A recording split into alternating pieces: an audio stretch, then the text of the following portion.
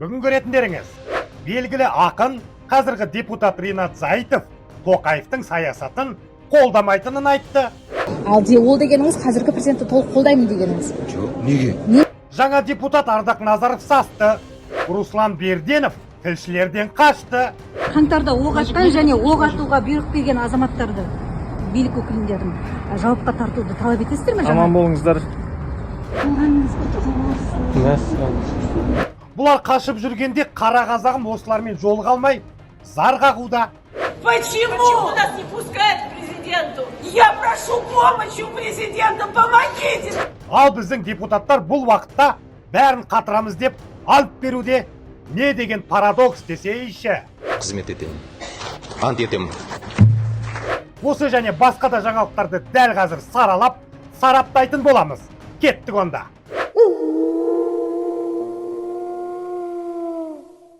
Ассалаумағалейкум, қасқыр мінез қазағым. Су жаңа депутаттар келді деп қуанып жатырсыздар ма?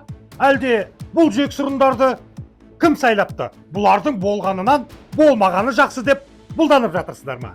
Төменде міндетті түрде комментарий жазып кетіңіздерші. Мен оқитын боламын. Бүгінгі сан қызық болайын деп тұр. Тек арнаға жазылып, подписка жасап, қасында тұрған қоңырауды басып қойыңыздар, лүпілдетіп те тастаңыздар. Біз үшін бұл өте керемет болатын еді. Келістік пе? Рахмет. Ақын едім мына мен арындаған, сөз айтпаймын бекерден, дарымаған.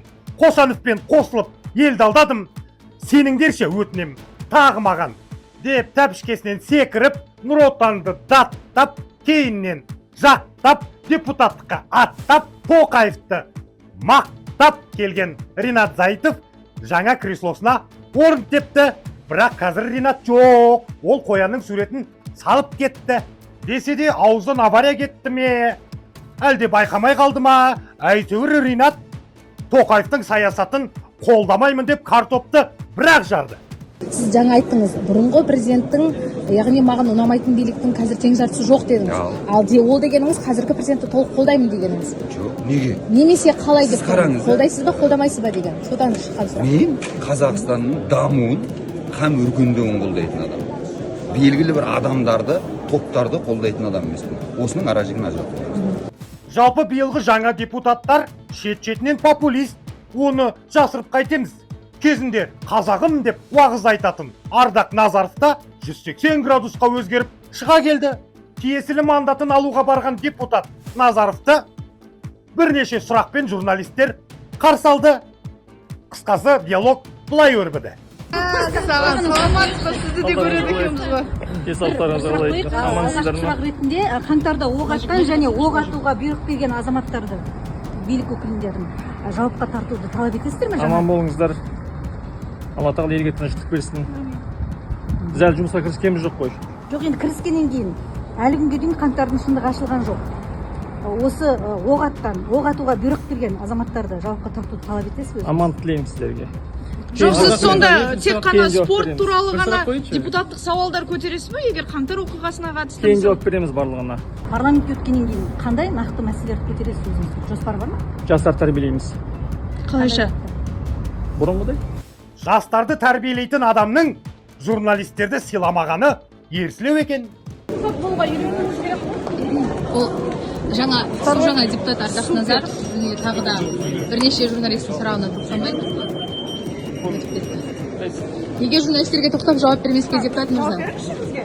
Кешеде что-то дұрыс жауап бермейміз. Көрді ма?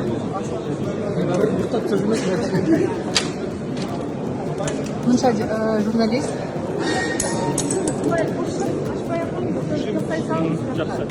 Депутат мырза. Ардақ мырза, сіз естіп игнормен құтыласыз ба енді ме ма?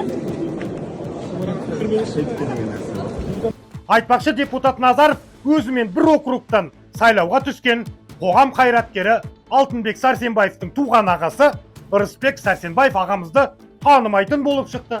Әлеуметтік желіде пікір тарады. Рысбек Сәрсенбайға орын берсе дұрыс болар еді деген секілді. Оқыдыңыз ба, танысыз ба, және не ойлайсыз? Таныс емеспін мен. Мүлдем естімедіңіз, иә? Жалпы сайлау әділ өтті деп ойлайсыз ба?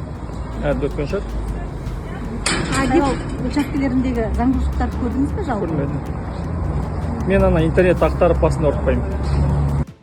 Бұл түрмен Назаров қазаққа назар аудармайды. Оу! Ардақ, чоза бардак. Әлеуметтің арқасында сайланып, бірақ әлеуметтік желіде отырмайтынның қызық екен. Кезінде Инстаграммен жұмыс жасап жүрген едің ғой. Сені түсінсем бұйырмасын. Ардақ братан.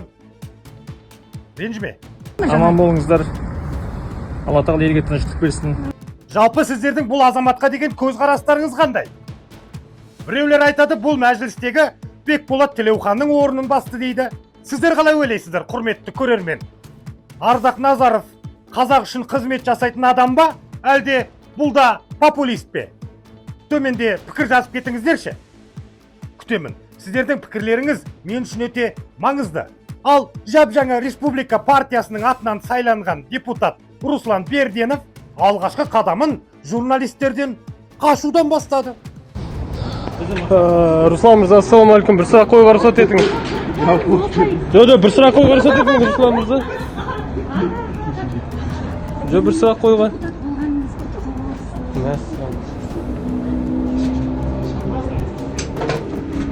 Бізде бәрі осылай. Сайланбай тұрып бұлар халықтың артынан жүгіреді.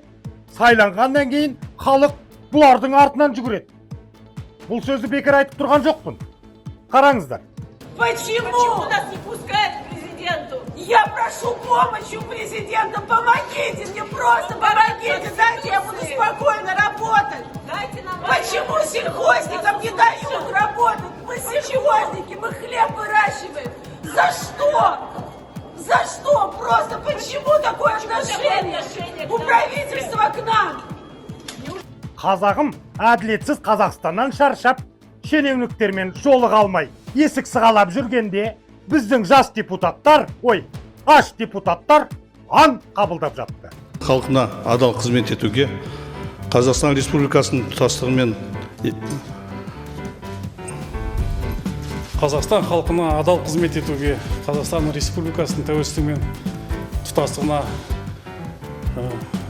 Қазақстан халқына адал қызмет етуге, Қазақстан Республикасының тәуелсіздік пен тұтастығын нығайтуға, оның конституциясы мен заңдарына қатаң бағынуына депутат өзіме жүктелген мәртебелі міндеттерін адал атқаруға қызмет етемін. Ант етемін. Біздің мәжілісте Қазақстан Республикасының заңдарына толықтай бағынамын деп ант беріп тұрса да, Конституцияда жазылған ана тілі туралы қағидаларды сақтамайтындар көп екен ғой. Ана тілін білмейтін мәңгүрттерді айтып отырмын. Қазақстан халқына адал қызмет етуге, Қазақстан Республикасының тұтастығы мен тәуелсіздігін нығайтуға, оның конституция мен заңдарында қатар бағынуға, депутаттың өзіме жүктелген мәртебелі міндеттерін адал атқаруға ант етемін. Қазақстан халқына адал қызмет етуге, Қазақстан Республикасының тұтастығы мен тәуелсіздігін нығайтуға, оның конституция мен заңдарын қатаң бағынуға, депутаттың өзіме жүктелген мәртебелі міндеттерін адал атқаруға ант етемін. Қазақсың ба, қазақ болсаң сөйле досым қазақша. 500 жылдық тарихы бар қазақ саған мазақ па? Өз тіліңді ешқашанда өзге тілге қаратпа. Мазақтасаң мүңгірлеген мәңгүрттерді мазақта. Ой, ну неге ты сразу так айтасың, неге? Менің ойымша, ана тілімізді құрметтемейтін надандар депутат болмақ түгілі біздің елде тұруға да құқылы емес. Ал сіздердің ойларыңыз қалай? Жалпы осындай азаматтардың депутат болғаны дұрыс па? Төменде пікір жазып кетіңіздерші. Мен міндетті түрде оқимын. Айта берсең елде көп демекші, бұл сұмдықтың бергі жағы. Депутаттардың арасында ант етемін деп, ант ете қалғандар да болды. Қазақстан халқына адал қызмет етуге, Қазақстан Республикасының тұтастығы мен тәуелсіздігін нығайтуға.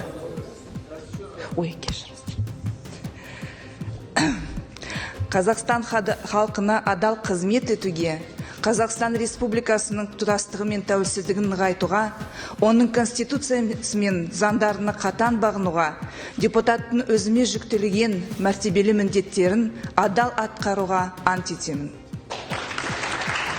Бұл тәтеміз депутат болып ештеңе бітірмейтінін біліп тұрау.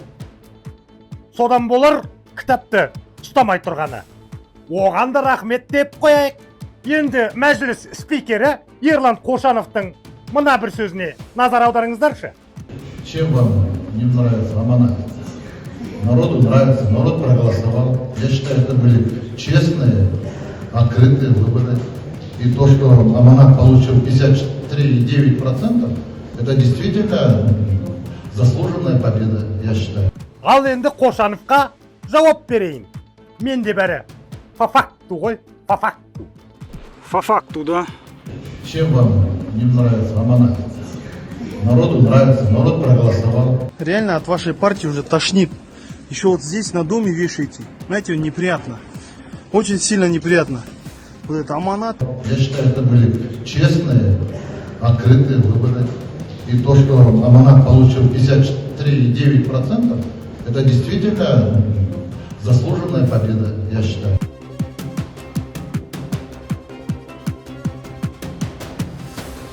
Айтсам тағы күледі.